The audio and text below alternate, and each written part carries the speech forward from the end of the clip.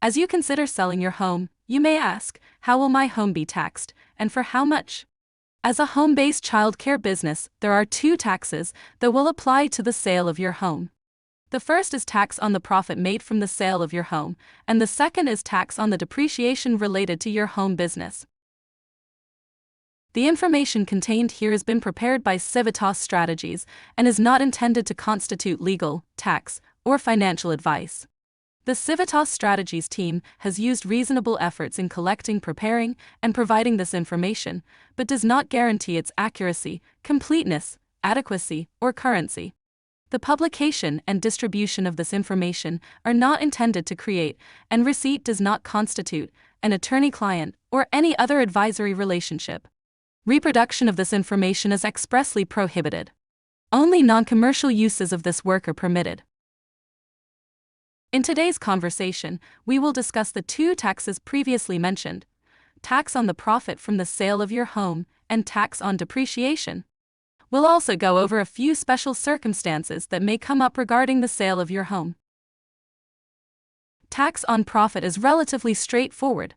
If you are a single filer, you are able to exclude $250,000 of the profit, and if you are married and filing jointly, you are able to exclude $500,000. To take the exclusion, you or your spouse must have owned the home for at least 2 of the past 5 years, and it must have been your primary residence for at least 2 of the last 5 years as well.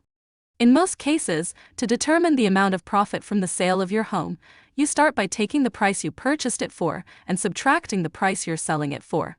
Any profit not excluded, based upon your filing status, is considered ordinary income, and it is taxes at the usual tax rate for your income. If you used your home for business, you may need to pay back some or all of the depreciation you were entitled to take on your property. There is no exclusion for the depreciation of your home associated with the sale of your house if it was used for business after 1997. Accordingly, regardless of whether you took the depreciation deduction year over year or not, you will owe depreciation recapture on any amount accrued after May 1997. To determine the amount of depreciation you can claim, start with determining how much of the depreciation is for the business. Take the purchase price of the home and multiply it by the time-space percentage. This equals the amount of the home's value would be depreciated through the business. Because we know depreciation on a home occurs over 39 years, divide the total depreciation by 39 to equal 1 year of depreciation. Then, multiply the amount by the number of years you owned the home to determine the amount that is subject to ordinary income taxes. As stated earlier, the tax on depreciation when you sell your home that was used for business happens whether you depreciated your home on your taxes every year or not. Many family child care providers do not take depreciation annually out of concern as to how it will impact their eventual sale, but it is going to be taxed regardless.